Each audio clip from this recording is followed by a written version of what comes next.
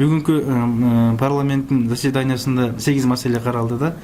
Мунун ичинде ошо 3-чү окуудан 5 маселе, калган 2 мыйзам бул 1-чи окуудан каралып, анан кийин өкмөттүн жана гос имущество деп коебуз, мүлк фонду боюнча атайын ошо агентствонун жетекчиси чакырылып, бүгүнкү болуп атканда кырдаал боюнча угуу маселесин күн тартибине коюп, азыр каралып атат да.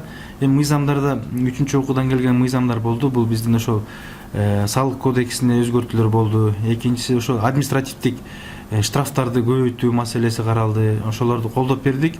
Ар кандай суроолор болду. Анан кийин биздин экономикага каршы күрөшүү боюнча орган бар да. Анан ошолордун мыйзамы алып келиптир 1-чи окуудан.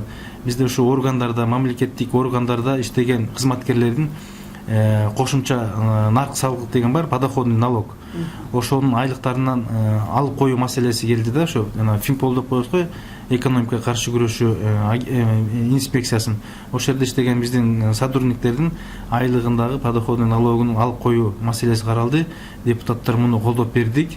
Анан кийин ошо ун маселесиндеги жана витаминдештирүү, байытуу деп коебуз. Ошону 3-чү окуудан карап, Кыргызстандагы өндүрүлгөн ундарда ошол адам затына биздин ошо витаминдердин жетиштүү болушу үчүн унга байытылуу витаминди кошулуш керек да. Ошол боюнча да мыйзамдын 3-чү окууда кабыл алып бердик. Буйруса ушул мыйзамдар күчүнө кирип иштеп калса, элибизге, мамлекетибизге жакшы бир жолду көрсөткөт деген тилекти айткым келет. Ал эми калган маселе боюнча ошо күн тартибине коюлган жанагы мүлк фондусу боюнча бүгүнкү күндө Мегаком, ошондой эле жанагы мурунку Бакиевтерден калган, Максим Бакиевтерден калган баягы чоң арыкка кетип атканда виллалар бар болчу да. Ошолордун сатылышы маселеси каралып атат. Мына азыр талкуу жүрүп атат. Канча баада сатылат, ким алат? Мына ошол маселелер бүгүн күн тартибине коюлуп, азыр каралып атат. Эми баардык нерсе ушу мамлекет үчүн жакшы жолдорду тандоо деген ниет менен депутаттар талкуу иштерин жүргүзүп атат.